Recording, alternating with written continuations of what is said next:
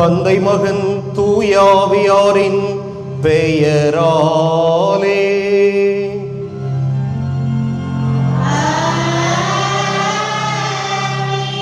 நம் ஆண்டவராகிய இயேசு கிறிஸ்துவின் அருளும் கடவுளின் அன்பும் தூய ஆவியாரின் நட்புறவும் உங்கள் அனைவரோடும் இருப்பதாக.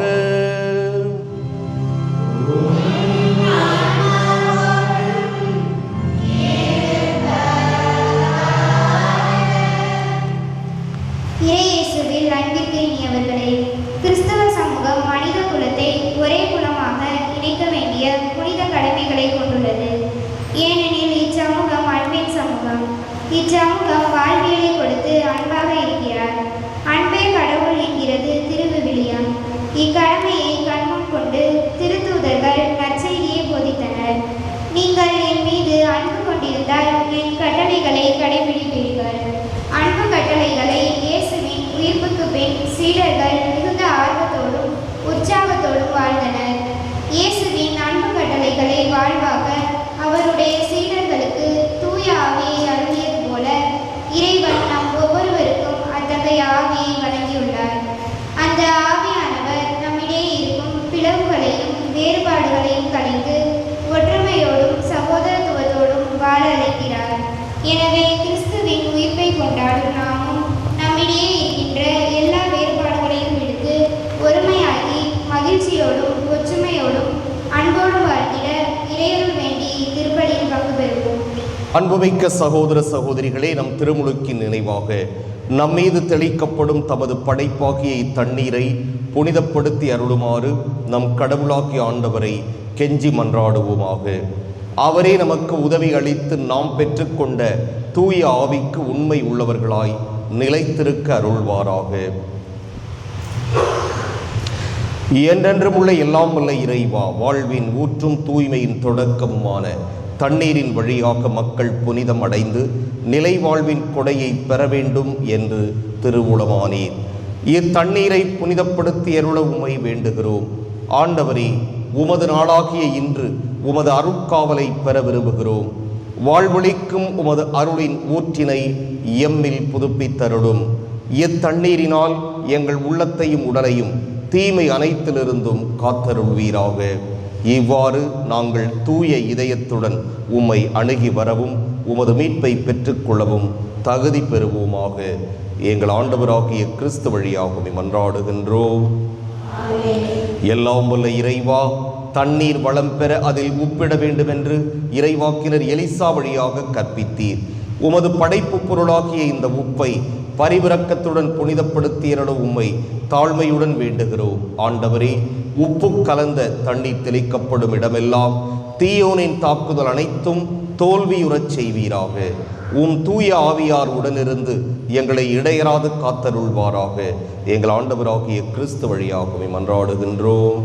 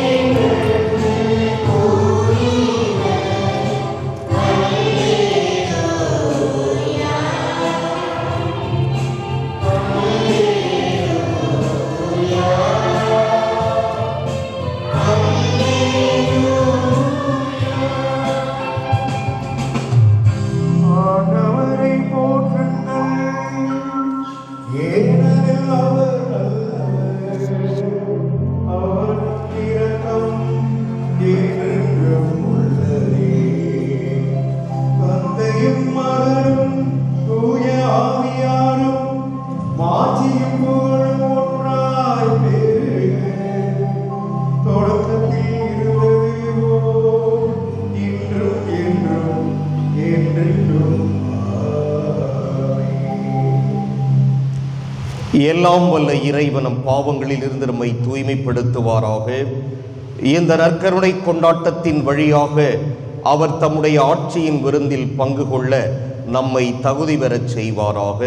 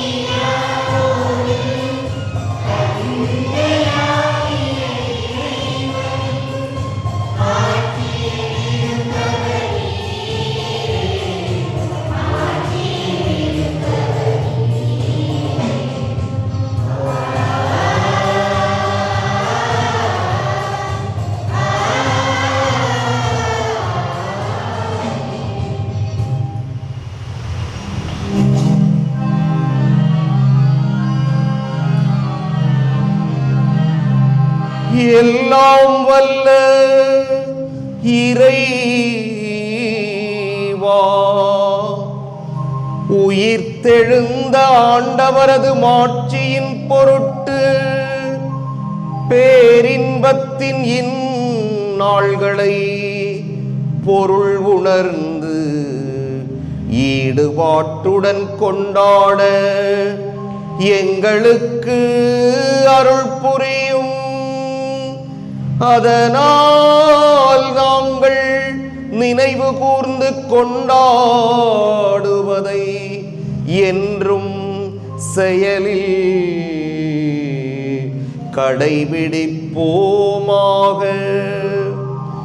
உம்மோடு தூயாவியாரின் ஒன்றிப்பில் இறைவனாய் என்றென்றும் வாழ்ந்து ஆட்சி செய்கின்ற அவர் வழியாக உம்மை மன்றாடுகிறோம்.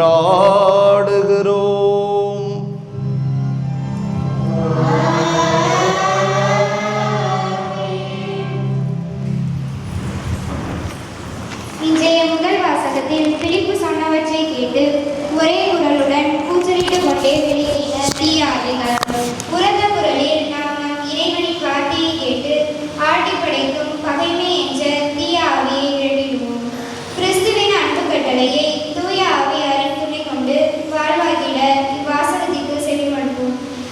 சமாரியர் மீது கைகளை வைக்கவே அவர்கள் தூய ஆவியை பெற்றார்கள். திருத்துதர் பணிகள் நூலிலிருந்து வாசகம். அதிகாரம் 8, இறை வார்த்தைகள் 5 தொடங்கி 8, மேலும் 14 தொடங்கி 17 இறுதியாக. அந்நாட்களில் பிலிப்பு சமாரிய நகர் சென்று அங்குள்ள மக்களுக்கு மெசியாவை பற்றி அறிவித்தார். பிலிப்பு சொன்னவற்றை கேட்டும் அவர் செய்த அரும் அடையாளங்களை கண்டும் வந்த திரளான மக்கள் ஒரு மனதோடு அவருக்கு செவிசாய்த்தனர். ஏனெனில் பலரை பிடித்திருந்த தீய ஆவிகள் அவர்களிடமிருந்து உரத்த குரலுடன் கூச்சலிட்டுக் கொண்டே வெளியேறின. முடக்குவாதம் முற்றோர், கால் ஊனம் முற்றோர் பலரும் குணம் பெற்றனர். இதனால் அந்நகரில் பெரும் மகிழ்ச்சி உண்டாயிற்று. சமாரியர் கடவுளின் வார்த்தையை ஏற்றுக்கொண்டனர் என்பதை எருசலேமில் உள்ள திருத்துதர்கள் கேள்விப்பட்டு பேதுருவையும் யோவானையும் அவர்களிடம் அனுப்பி வைத்தார்கள். அவர்கள் சென்று சமாரியர் தூய ஆவியால் ஆட்கொள்ளப்படுமாறு இறைவனிடம் வேண்டினார்கள். ஏனெனில் அதுவரை அவர்கள் யாருக்கும் தூய ஆவி அருளப்படவில்லை. ஆண்டவராகிய இயேசுவின் பெயரால் அவர்கள் திருமணக்கு மட்டுமே பெற்றிருந்தார்கள். பின்பு பேதுருவும் யோவானும் தங்கள் கைகளை அவர்கள் மீது வைக்கவே அவர்கள் தூய ஆவியை பெற்றார்கள். ஆண்டவர் வழங்கும் அருள் வாக்கு.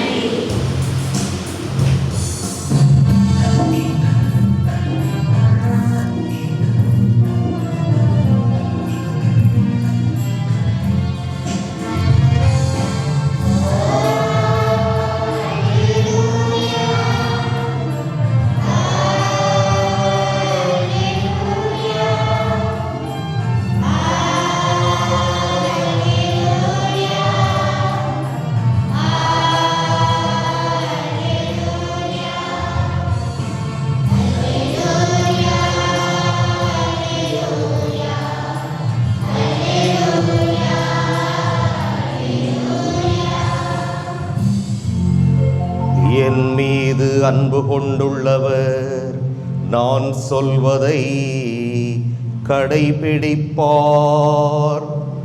என் தந்தையும் அவர் மீது அன்பு கொள்வார். நாங்கள் அவரிடம் வந்து அவருடன் குடிகொள்வோம் என்கிறார் ஆண்டவர். அல்லேலூயா.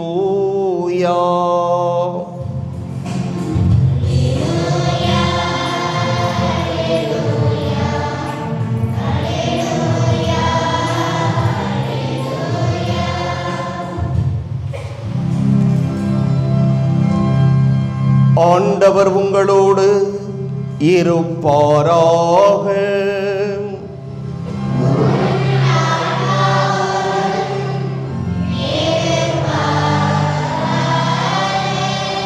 யோவான் எழுதிய தூய நற்செய்தியிலிருந்து வாசகம்.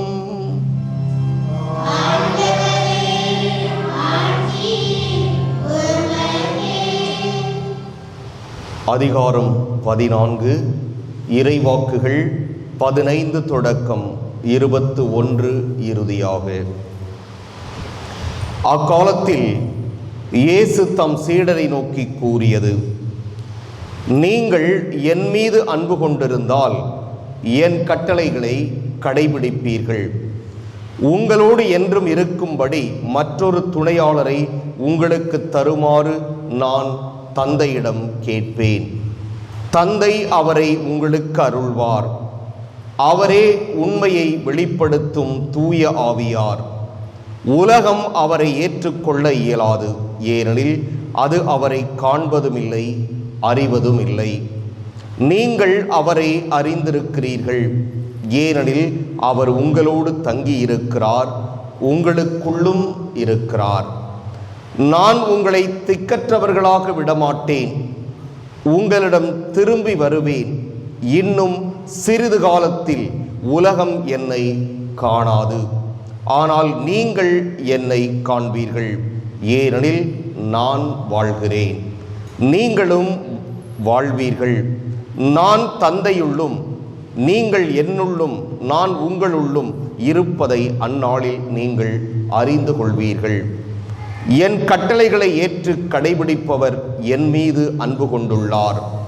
என் மீது அன்பு கொள்பவர் மீது தந்தையும் அன்பு கொள்வார். நானும் அவர் மீது அன்பு கொண்டு அவருக்கு என்னை வெளிப்படுத்துவேன். ஆண்டவரின் அருள்வாக்கு.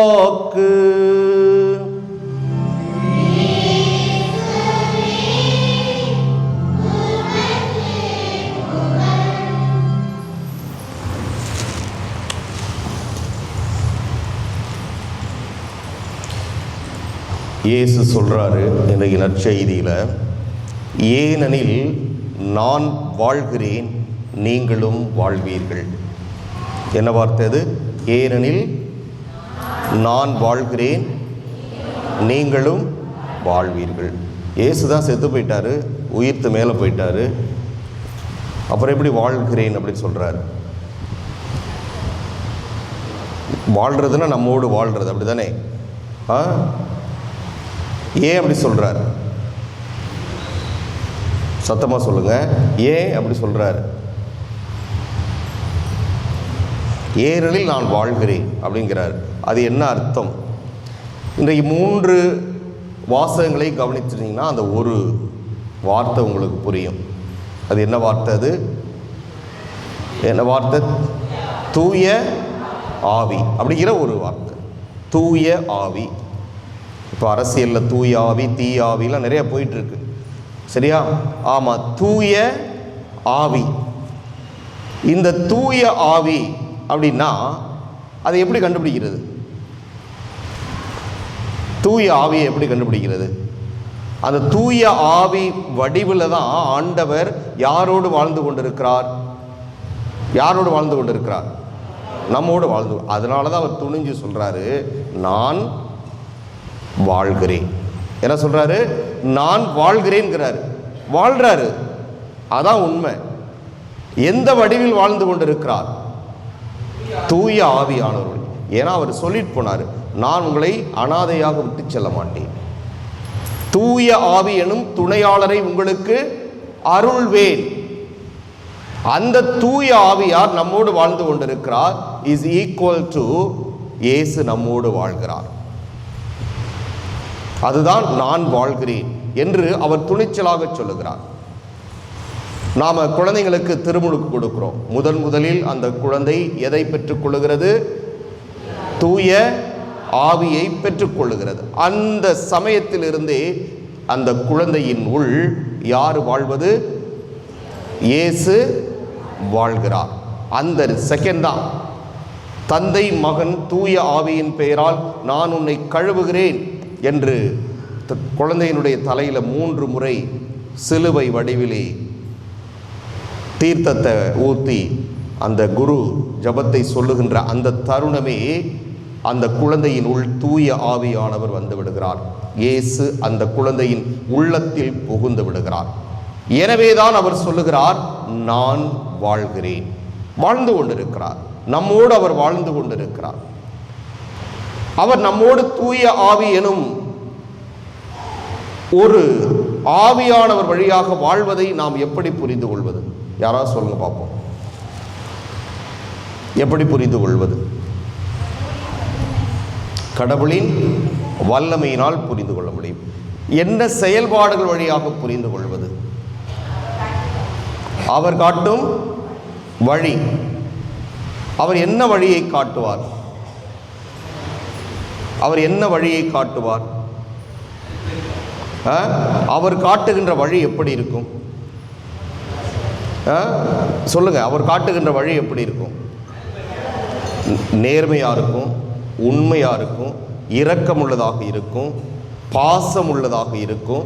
இன்றைக்கு வாசகத்தில் வாசிக்கப்பட்டதில்ல, ரொம்ப நம்ம பிள்ளைங்களுக்கு இந்த காலத்தில் சுத்தமாக இல்லாதது எது?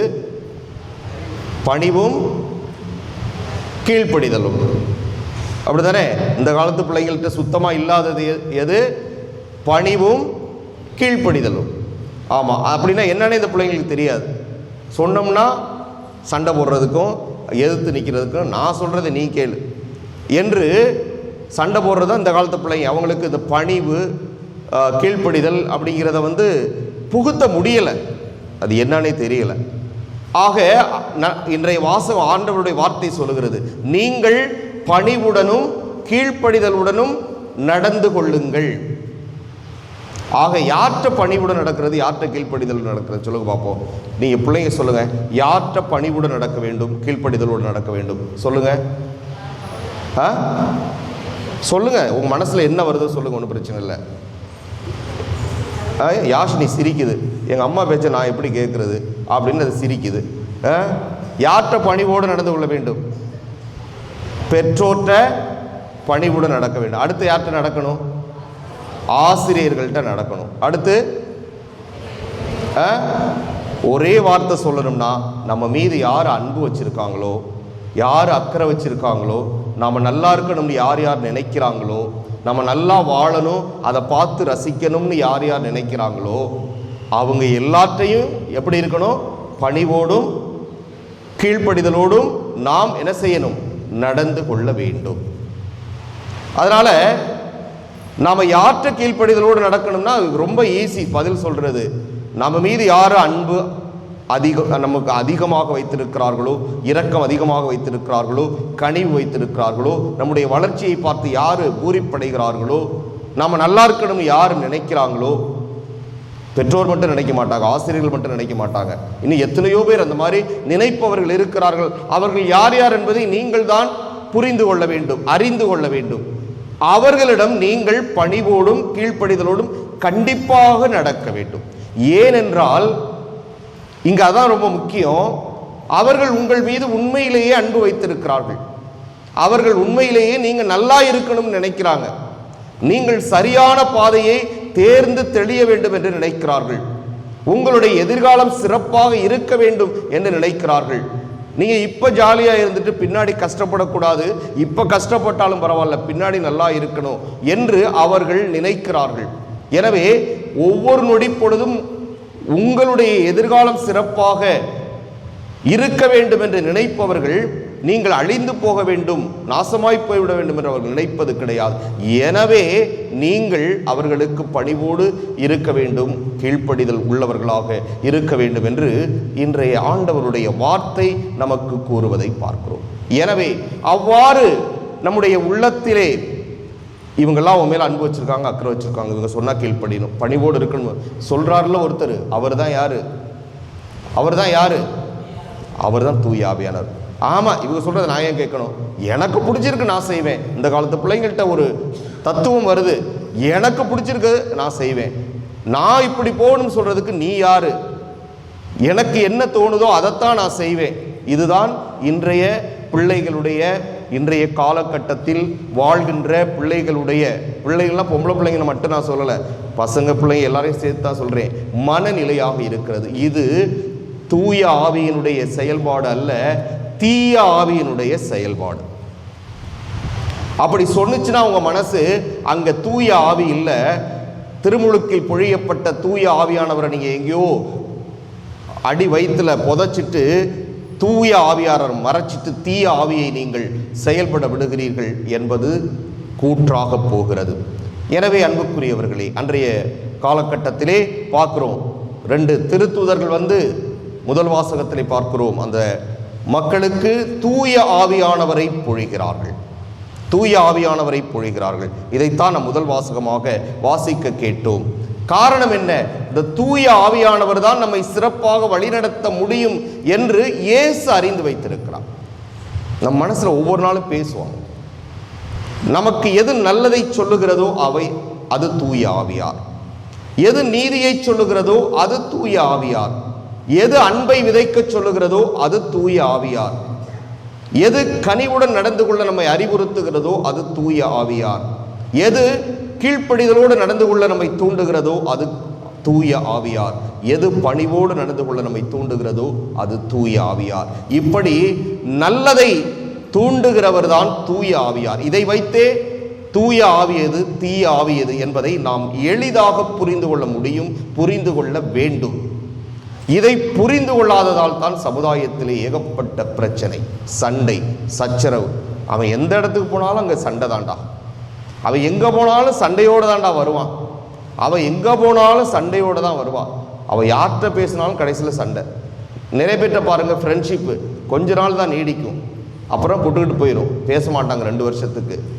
அதில் யாராவது ஒருத்தர் இந்த மாதிரி மோசமானவங்களாக இருப்பாங்க அந்த சண்டைக்கு.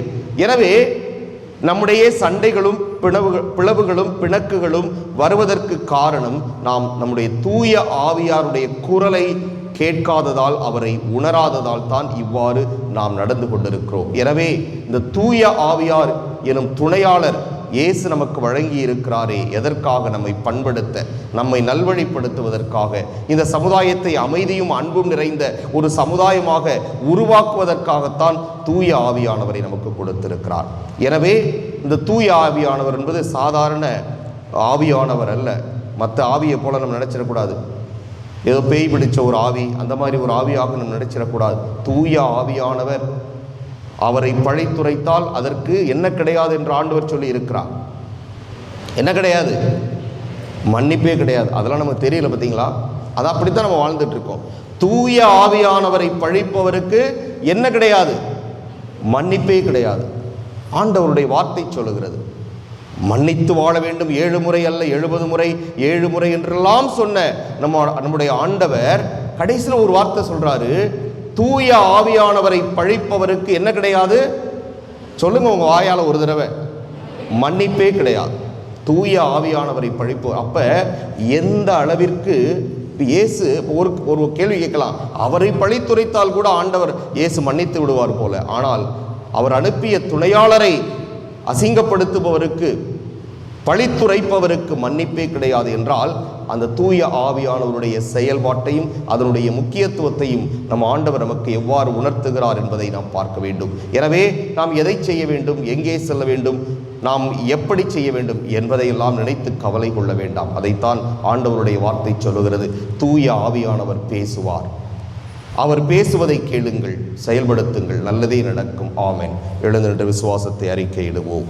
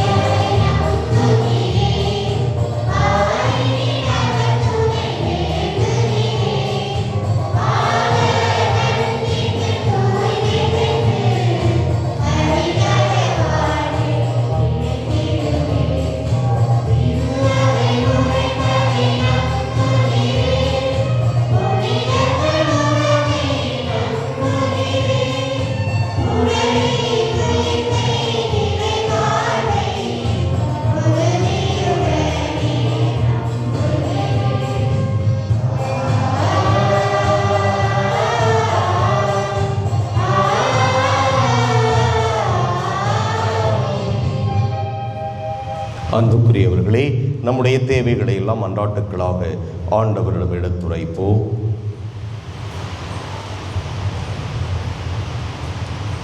அன்பின் இறைவா, என் திருத்தந்தை, ஆயர்கள், அருள்பணியாளர்கள், இருபால் துறவியர் மற்றும் பொதுநிலையினர் அனைவரும் கிறிஸ்துவின் அன்பு கட்டளையை வாய்வாக்கி கிறிஸ்தவ அன்பு சமூகத்தை இவ்வுலகில் கட்டியெழுப்ப வரம் தர வேண்டி உம்மை மன்றாடுகின்றோம். அன்பின் இறைவா, கிறிஸ்தவர்களாக எங்கள் மத்தியில் இருக்கிற வேறுபாடுகளையும் பிளவுகளையும் கலைந்துவிட்டு ஒற்றுமையோடும் சகோதரத்துவத்தோடும் வாழ்ந்திட துணை புரிய வேண்டி உம்மை மன்றாடுகின்றோம். அன்பின் இறைவா, நன்மை செய்ய தெரிந்திருந்தும் செய்யாமல் இருப்பது பாவம் என்பதை அறிந்து நாங்கள் எல்லாருக்கும் எப்போதும் நன்மை செய்து நன்மையின் மக்களாக வாழ வரம் தர வேண்டி உம்மை மன்றாடுகின்றோம். அன்பின் இறைவா, ஏழைகள், அனாதைகள், முதியவர்கள், தனிமையில் வாழ்வோர் ஆகியோர் மீது அன்பும் அக்கறையும் கொண்டு எல்லோரையும் என் சகோதர சகோதரிகளாக பாவித்து வாழ அருள் புரிய வேண்டி உம்மை மன்றாடுகின்றோம். நம்முடைய தனிப்பட்ட தேவைகளை அமைதியாக ஆண்டவரிடம் எடுத்துரைப்போம்.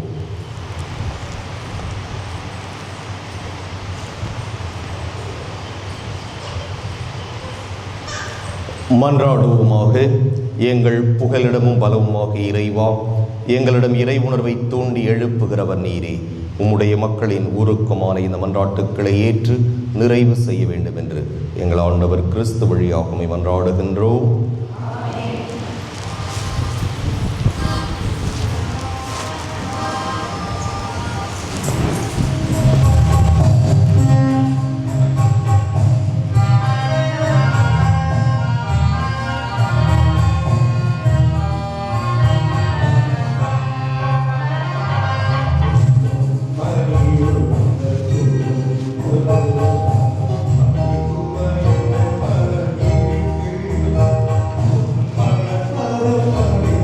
ஆண்டவரின் அனைத்துலக நிறைவானில் வாழ்த்து பெறுவீராக. இந்த வல்லன்மையிலிருந்து நாம் இந்த அப்பத்தை பெற்றுள்ளோம். நிலத்தின் விளைவும் மனித உழைப்பின் பயணமான இந்த அப்பத்தை ஒப்புக் கொடுக்கின்றோம். இது எங்களுக்கு வாழ்வழிக்கும் அப்பமாக மாறும் இறைவன் என்று வாழ்த்து பெறுவாராக.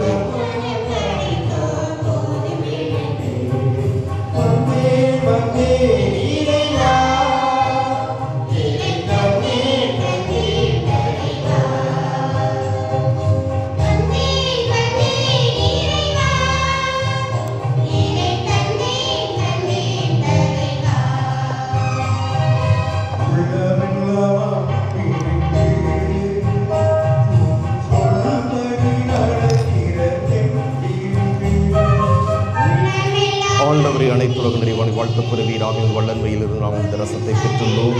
திராட்சை செடி மனித உழைப்பின் பயணமான இந்த ரசத்தை ஒப்புக் கொடுக்கின்றோம்.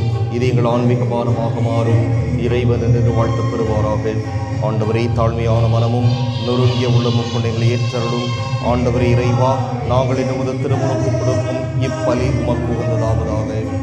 ஆண்டவரின் குற்றங்களை கழுவின பாதங்கள்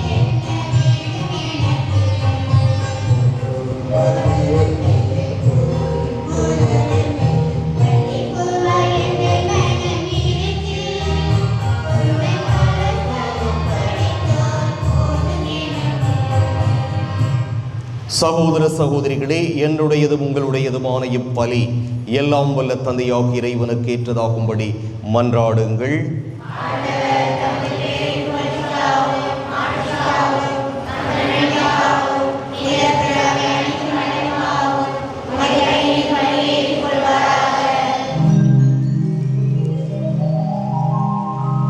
ஆண்டவரே, இப்பலியின் காணிக்கைகளோடு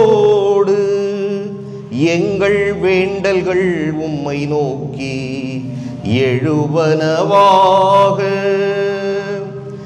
இவ்வாறு நாங்கள் உமது மேன்மையால் தூய்மையாக்கப்பட்டு உமது பேரிரக்கத்தின் அருள் அடையாளங்களை பெற்றுக்கொள்ள தகுதி பெறுவோமாக. எங்கள் ஆண்டவராகிய கிறிஸ்து வழியாக உம்மை மன்றாடுகிறோம்.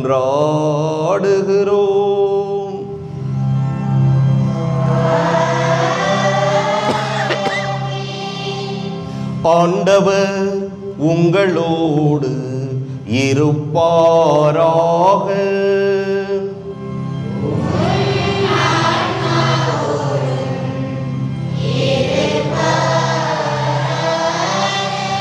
இதயங்களை மேலே எழுப்புங்கள்.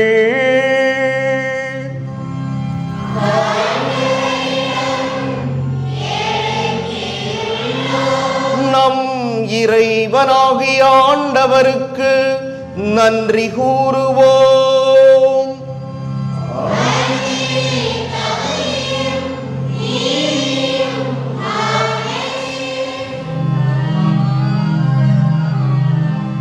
ஆண்டவரே, எக்காலத்திலும் உம்மை புகழ்ந்துரைப்பதும் எல்லாவற்றுக்கும் மேலாக எங்கள் பாஸ்காவாகிய கிறிஸ்து பலியான இச்சிறப்பான காலத்தில் உம்மை இன்னும் மிகுதியாக வாழ்த்தி போற்றுவதும் மெய்யாகவே தகுதியும் நீதியும் ஆகும். எங்கள் கடமையும் மீட்புக்கு உரிய செயலுமாகும். கிறிஸ்து தம் திருவுடலை ஒப்புக் கொடுத்து சிலுவையின் மெய்யான பலியில் முற்கால பலிகள் நிறைவு பெற செய்தருளினார். எங்கள் மீட்புக்காக அவர் உம்மிடம் தம்மையே கையளித்த போது அவரே குருவாகவும் பலிப்பீடமாகவும் செம்மறியாகவும் விளங்கினார். ஆகவே பாஸ்கா மகிழ்ச்சி பொங்க அனைத்துலகின் மாந்தர் அனைவரும் மக்களிக்கின்றனர். அவ்வாறே ஆற்றமிக்கோரும் அதிகாரம் கொண்ட தூதர்களும் உமது மாட்சியை புகழ்ந்து முடிவின்றி பாடுவதாவது: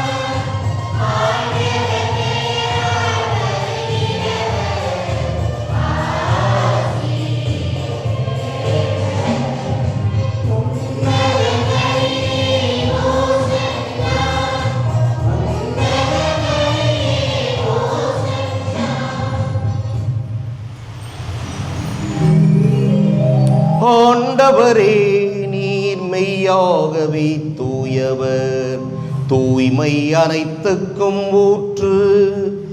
ஆகவே உம்முடைய ஆவியை பொழிந்து இக்காணிக்கைகளை தூய்மைப்படுத்த உம்மை வேண்டுகிறோம். இவ்வாறு எங்கள் ஆண்டவர் இயேசு கிறிஸ்துவின் உடலும் இரத்தமுமாக எங்களுக்கு இவை மாறுவனவாக. அவர் பாடுபட உளம் கனிந்து தம்மை கையளித்த போது அப்பத்தை எடுத்து நன்றி செலுத்தி அதை பிட்டு தம் சீடர்களுக்கு அளித்து கூறியதாவது: அனைவரும் இதிலிருந்து பெற்று உண்ணுங்கள், ஏனெனில் இது உங்களுக்காக கையளிக்கப்படும் என் உடல்.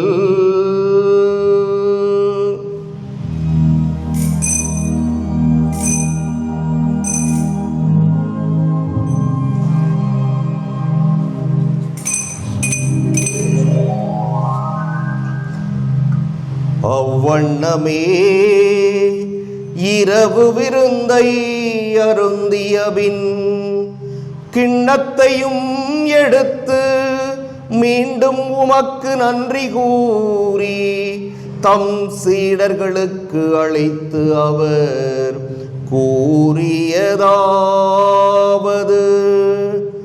அனைவரும் இதிலிருந்து பெற்று பருகுங்கள், ஏனெனில் இது புதிய நிலையான உடன்படிக்கைக்கு உரிய என் இரத்தத்தின் கிண்ணம். இது பாவ மன்னிப்புக்கென்று உங்களுக்காகவும் பலருக்காகவும் சிந்தப்படும். இதை என் நினைவாக செய்யுங்கள்.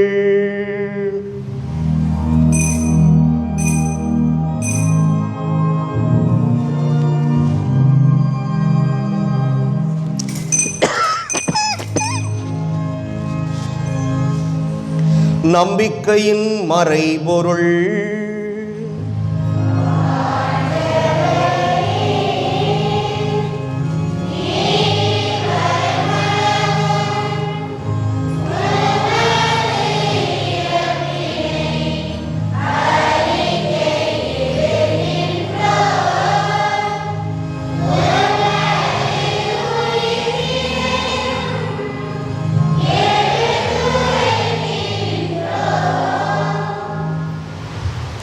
ஆகவே ஆண்டவரே, நாங்கள் கிறிஸ்துவின் இறப்பினையும் உயிர்ப்பினையும் நினைவு கூர்ந்து வாழ்வு தரும் அப்பத்தையும் மீட்பளிக்கும் கிண்ணத்தையும் ஒப்புக் கொடுக்கின்றோம். உம் திருமுன் நின்று உமக்கு ஊழியம் புரிய தகுந்தவர்கள் என எங்களை ஏற்றுக்கொண்டீர். எனவே உமக்கு நன்றி செலுத்துகிறோம். மேலும் கிறிஸ்துவின் உடலிலும் இரத்தத்திலும் பங்கு கொள்ளும் எங்களை தூய ஆவியார் ஒன்று சேர்க்க வேண்டும் என உம்மை தாழ்மையுடன் மன்றாடுகின்றோம். ஆண்டவரே, உலகெங்கும் பரவியிருக்கும் ஒரு திரு அவையை நினைவு கூர்ந்தருளும். எங்கள் திருத்தந்தை லியோ, எங்கள் ஆயர் சகாயராஜ், எல்லா திருநிலையினராகிய அனைவரோடும் உமது திரு அவை அன்பில் நிறைவு பெறச் செய்தருளும். மேலும் உயிர்த்தெழும் எதிர்நோக்குடன் துயில் கொள்ளும் எங்கள் சகோதரர் சகோதரிகளையும் இறந்தோர் அனைவரையும் இரக்கத்துடன் நினைவு கூர்ந்து உமது திருமுக ஒளியினுள் ஏற்றருளும். எங்கள் அனைவர் மீதும் இரக்கமாயிரும்.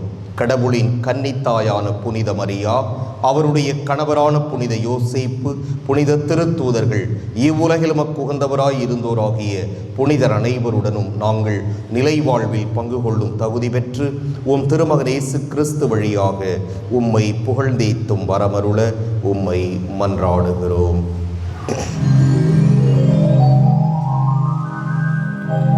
இவர் வழியாக இவரோடு இவரில் எல்லாம் வல்ல இறைவனாகிய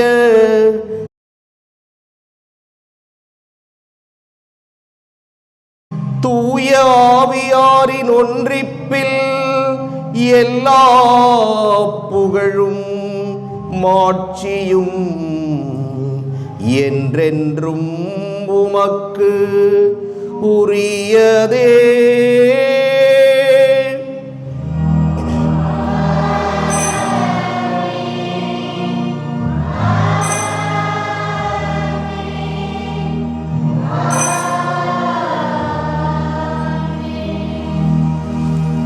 மீட்பரின் கட்டளையால் கற்பிக்கப்பட்டு இறைபடிப்பினையால் பயிற்சி பெற்ற நாம் துணிந்து பாடுவோம்.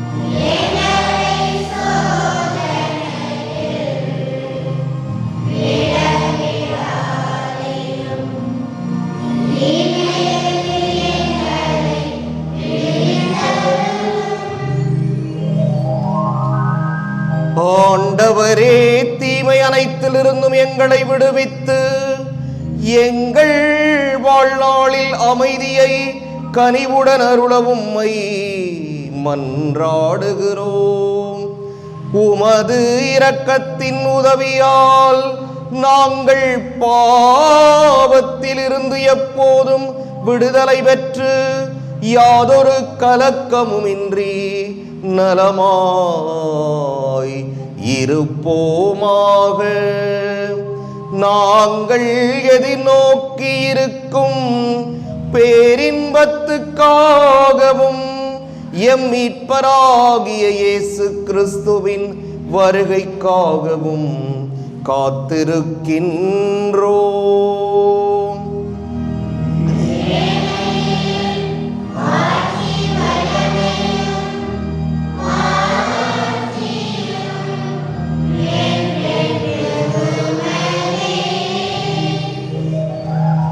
ஆண்டவரே இயேசு கிறிஸ்துவே, அமைதியை உங்களுக்கு விட்டுச் செல்கிறேன், என் அமைதியையே உங்களுக்கு அளிக்கின்றேன் என்று உம் திருத்தூதர்களுக்கு மொழிந்தீரே. எங்கள் பாவங்களை பாராமல் உமது திரு அவையின் நம்பிக்கையை கண்ணோக்கி உமது திருவுளத்துக்கு ஏற்ப அதற்கு அமைதியையும் ஒற்றுமையையும் அளித்தருள்வீராக. என்றென்றும் வாழ்ந்து ஆட்சி செய்கின்றவர் நீரே.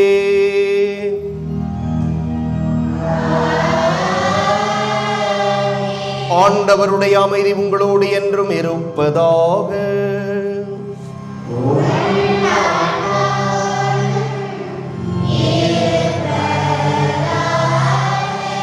ஒருவருக்கொருவர் அமைதியை பகிர்ந்து கொள்வோம்.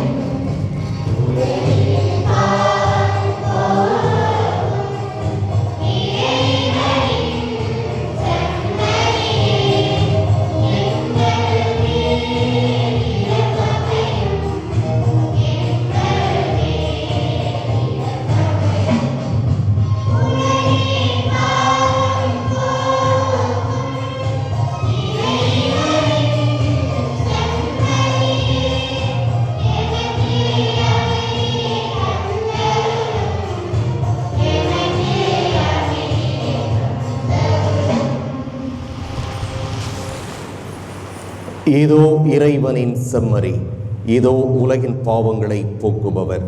செம்மறியின் விருந்துக்கு அழைப்பு பெற்றோர் பேறு பெற்றோர்.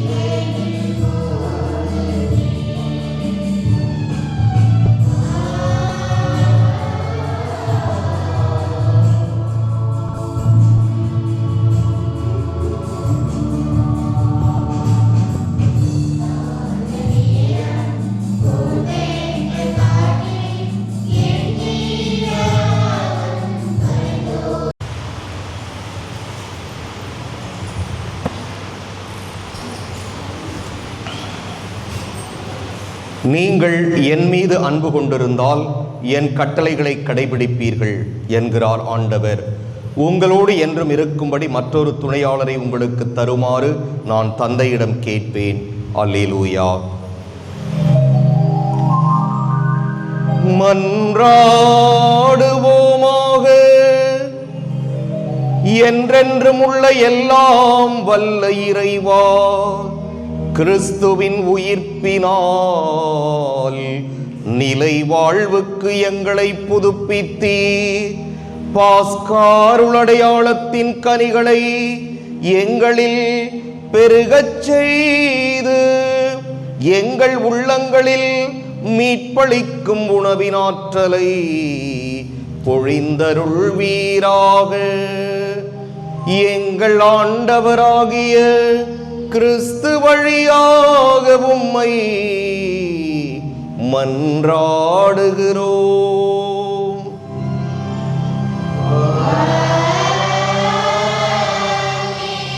ஆண்டவர் உங்களோடு இருப்பாராக.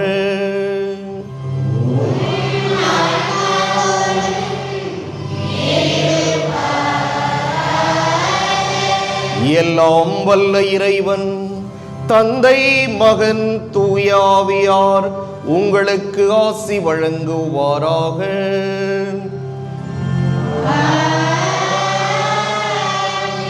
சென்று வருவோம். திருப்பலி நிறைவேறிற்று.